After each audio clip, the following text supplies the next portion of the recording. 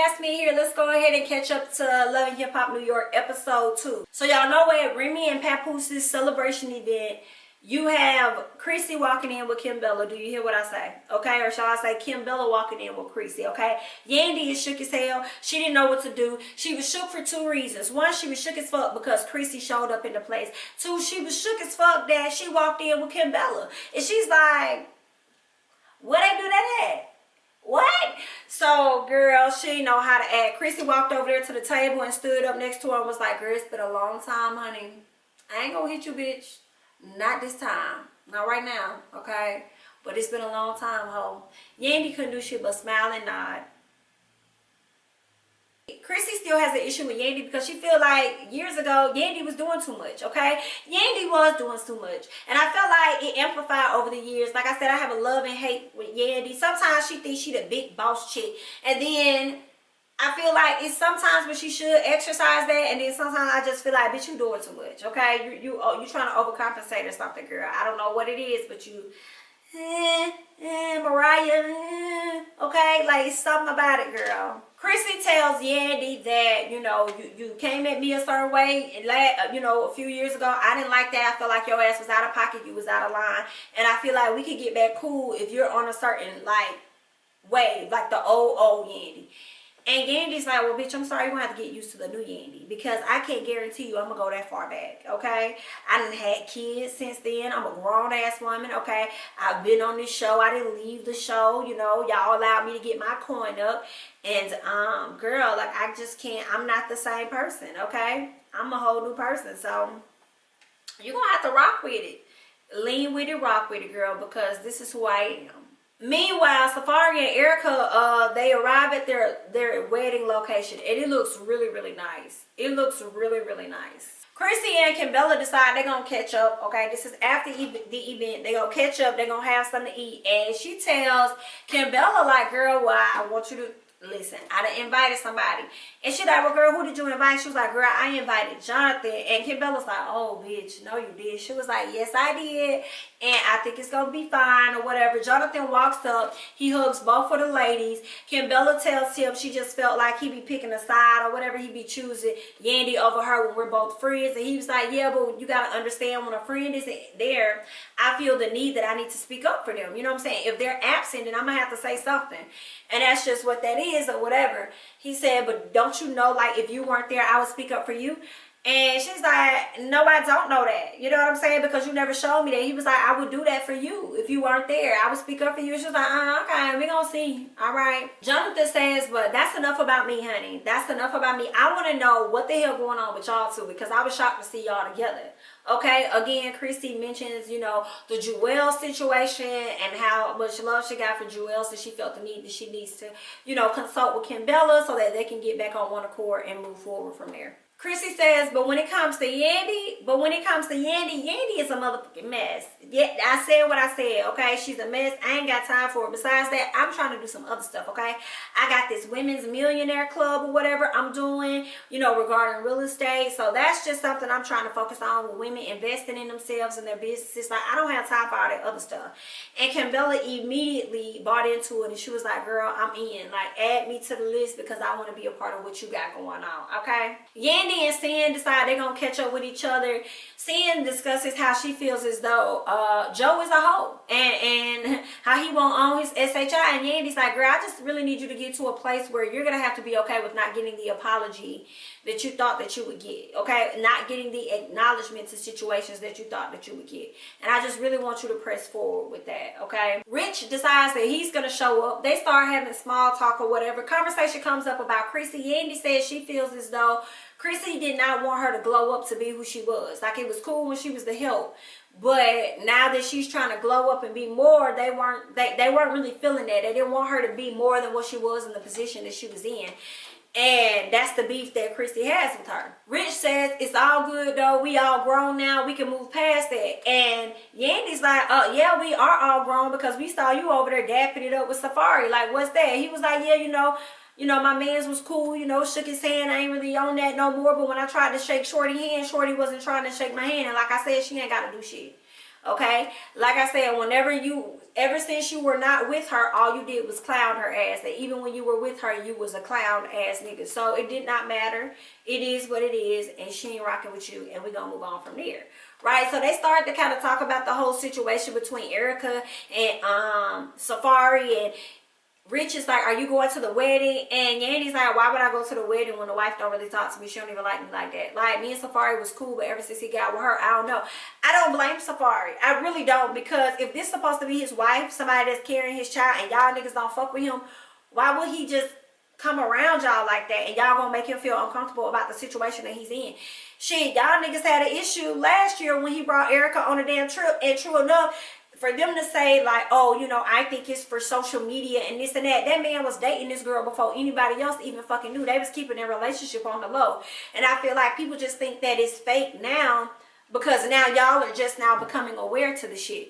You know, like, had they not brought that girl up when she went on that trip, because he brought her on the trip and he didn't even tell the cast, but I guess production knew. Like, nobody else would have knew. They had to find out some kind of way. Obviously, it was production or whatever. Somebody had to tell them something.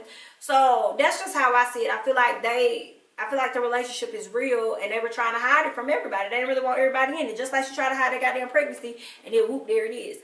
So it is what it is. Rich, you probably just mad that it ain't you, and you, as grown as you are, and you still have yet to find someone to settle down with. Get your shit together.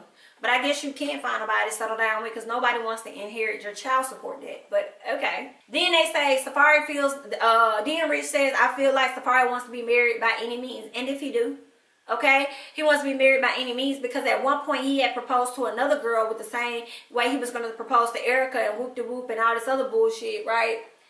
Well, Rich, you over here bringing up this man's issues as if you didn't have any issues that were way worse than that. So go away from us with this. Remy is sitting down having a conversation with Fat Joe.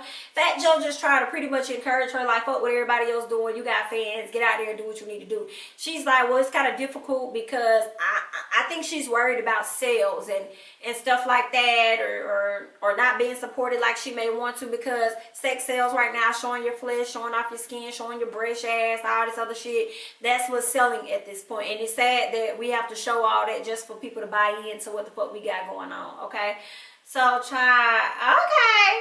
But I understand why Remy is frustrated, but I appreciated Fat Joe trying to instill in her, like, man, just do your thing. Like, fuck all that. You know what I'm saying? You still got fans that's rooting for you, so don't let those individuals down, okay? That's what you need to focus on, all right? Just be true to you, be yourself, and do your damn thing, and then the rest gonna come. So, okay, that was all sentimental for her, okay? So I think she kind of got a little bit emotional. And Erica goes to catch up with Tahiri, because, you know, she's about to plan his wedding within a few weeks or whatever, and Tahiri pops up and sees that Erica is pregnant, and she's really excited for her. She inquires about a prenup, like, girl, you doing a prenup? Erica's like, girl, I didn't even think about that. You know, she's like, girl, you need to secure more than just, you know what I'm saying, your bag. Okay, you need to secure that baby, girl. You need to make sure that you got your prenup and stuff in place, because it's not just about, you know, Safari, it's about you too. So Erica's like, well, girl, you know, I was kind of nervous about that, because he's not going to know what hit him. Like, it's not something we discussed. I'm worried about it. I don't think he's going to like that. Like, I just don't know. Y'all out here acting like Erica the only one that got money. Okay, Safari got him a few little things going on too. Okay, Safari got a little something going. He got assets too or whatever. But I don't see anything wrong with both of them getting a prenup. It'll help both of their ass. So, I mean, there's nothing wrong with that. It is wrong if she doesn't discuss it with him, but... So, seeing Jonathan, Kimbella, and Yandy all sitting at the table, you know, pretty much having conversations. I believe Yandy was kind of shocked by the fact that Kimbella showed up to the event with Chrissy or whatnot. Seeing mentions that, oh, you know, I saw some stuff in the blogs that was going on with Chrissy, you know, about her home or whatever. And she said, but I don't know what it say. Basically, that was her way of saying, bitch, I'm not finna read it though, because she ain't finna, you know what I'm saying? Girl, she ain't finna hit me in my damn face, okay? So listen, I'm not gonna read it out loud. If y'all wanna read it out loud, you can, but I'm not gonna do that shit. Just know that I saw some shits on the blogs, okay?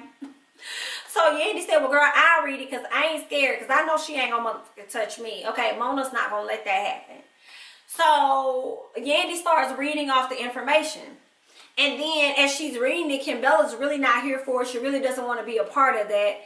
anymore. And then what happens is Yandy says, I guess somewhere in the article, things started to go south at some point when Yandy stopped being their assistant. And so Yandy says that, she mentions this like, that's ironic, around the time that I no longer was working for them. And Cambella's like, Yandy, come on, like that's messy, you know. And then next thing you know, they just started getting into an argument or whatever. And Jonathan's like, well, are y'all best friends? Like, what is this? Because you really are in your feelings about this. Like, you really going hard. And Cambella's like, yeah, you would know because me and your ass ain't best friends, nigga. You already know that. And so Yandy started coming at her head. And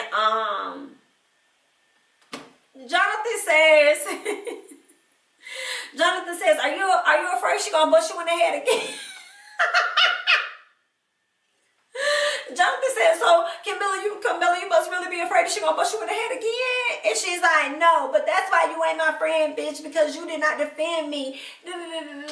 Whatever. So it was just hilarious. They were going back and forth because Yandy couldn't understand, like, yo, like this lady bust you in your face, stomped all over your face, but you want to be mad at me. Like, are you serious right now? Cambella just still has unresolved issues with Yandy from a while ago. That's all that is. I don't even know if it's so much as the Chrissy situation, but she still had issues. She says that they ain't friends and shit. She tells her like, girl, we may take our babies to go places and do this or that with each other, but bitch, you ain't my friend. Like, yikes. Okay, she just let Yandy ass have it. She gets ready to leave. Jonathan tells her ass. Jonathan said, I still love you despite the spandex and the wigs. Just trifling. The whole scene was comical. It was funny as fuck. As much as I don't really like Yandy, I ain't really see shit wrong with her reading off what she was reading. You know what I'm saying? She probably didn't need to say that comment, but the lady don't fuck with her. She don't really like the lady. That's known. You know, Yandy felt as though she was sitting amongst friends and she was just talking cash money shit. She didn't think that somebody else would get offended, but then Cambella did say to Jonathan, that's your friend too. Why you sitting up here talking shit? She ain't even here, so you need to defend her. I understand, because he had just said when it came down to Yandy, like, if my friend is absent and my friend isn't there, I'm gonna feel the need to speak up for them. So you see that Chrissy's not here, yet you're not feeling the need to speak up for her, as you want to sit up here and laugh at Kiki with Yandy because you feel like you her little brother. Okay then, boo. All right. So, of course, everything is out in the blogs about what happened with the house. Chrissy gives Jim a call. She talks to him, fusses at him about the fact that he didn't tell her. She gonna tell him, don't let it happen again. If it happens again, I don't know what I'm gonna do to you. Chrissy, you always say that bullshit. You don't do anything to this man. Basically, Jim Jones said that he made some poor decisions with, I guess, a person that was supposed to secure his assets or whatever, making payments. First of all, if somebody is supposed to make payments, that sounds stupid. I don't care how much money I got. Like, I would want to, I have to know where the fuck my money at and where it's going. I would have to be my own goddamn accountant if it comes to paying bills and shit. Like, it's one thing for somebody to manage my money in stocks, bonds, and whatever else. You know what I'm saying? Even then, I'm going to want to know what the fuck going on because you may invest in some shit that I don't want. But aside from that, it's like, why you not paying your own mortgage? Why you got to rely on somebody else to come in and take care of this shit for you? Like, that sounds stupid. Like, but that's just me. Like, it makes no sense. But that's what he said he did. The shit wasn't getting paid. Chrissy's name is not on the mortgage. It's only on the deed. But, of course, it makes her look bad because of the business that she has with women investing in the company and dealing with so much money. It looks as though she can't even handle her own damn money in real estate, let alone trying to manage somebody else's. So she's just upset and frustrated about that part. So Safari and Erica are having something at their house. Tahiri decides that she's going to come over and hang out. She asks Erica, like, girl, did you check in on that prenup yet? She's like, girl, not yet. I haven't done anything yet, you know, but give me some time. I'm gonna figure all that out, right? Next thing you know, Joe pops up. Okay, Joe comes over. He sees Tahiri. He's like, damn, I ain't expect you to be here. So they over there having conversations. She wants to know what's going on in his life. How's everything going?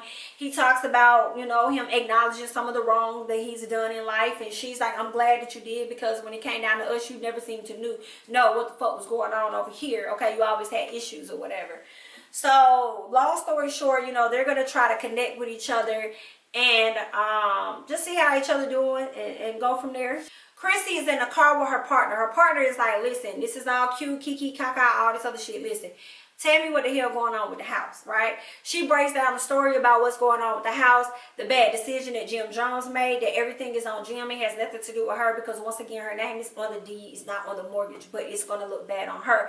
And that's what he tells her, it's going to look bad on you, okay? So you're going to have to go and have these conversations with these women and figure all this shit out.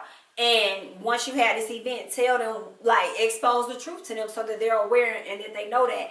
And the partner feels like that's really irresponsible of Jimmy to not even include her or tell her what the hell is going on. I mean, I see why they haven't been married, okay? I see why she not pressed or married about this man, okay? You know, married to this man. Like, I get it, all right? Because it's sad that he's this damn old and he hasn't even tried to grow up at all. And he just been pigeonholing her. Okay, so I mean, or at least she's allowed him to do that too. So, I mean, girl, okay. Erica and Safari are headed out to go and meet with, I guess that was their attorney or whatever. So, they go and meet with someone about getting their house in order pretty much. I guess insurance, certain assets and all this stuff. And next thing you know, Erica busts out talking about some damn, yeah, and I also want to get the process started for a prenup. And look at Safari, like, you bitch, you want to what? And she's like, I want to get the process started for the prenup. And he's like, well, first of all, that should have been a conversation that we had with each other, not with this motherfucker that I don't even know. And the man was like, well, I could leave, nigga. He was like, yeah, get your ass out. So the man leaves. Then he has the conversation with Erica. And I felt like Safari was kind of right in a sense to be mad. You know, he's like, you already got me. I'm already locked in this thing. Like, I'll be here forever because you're about to have my child. Even if I were to leave you, it's still going to be an L on my behalf or whatever. She still wants the prenup. He's like, that's cool and all, but shit, since you want to rule like that, I'm just going to get my own lawyer and let him look at some stuff. And I'm going to add some stuff in there that I want. And they're going to go from there. And I feel like that's what they both should do. You know, don't let it be one-sided. Y'all both look in there and y'all both put, you know, something that's going to be able to benefit both of y'all. And that's just what's going to happen with a prenup. It's going to go back and forth, you know, just like if you probably trying to negotiate on some property or whatever, back and forth till y'all make a final decision and agree on the sheet and sign on it. It is what it is. But that's all I got. I hope you guys enjoyed the review. Hope you guys have enjoyed the 2 episodes of Love and Hip Hop New York. I'm Jamie, that's me. Don't forget to like, comment, subscribe, share my videos, and I'm going to catch you guys in the next one. Bye-bye.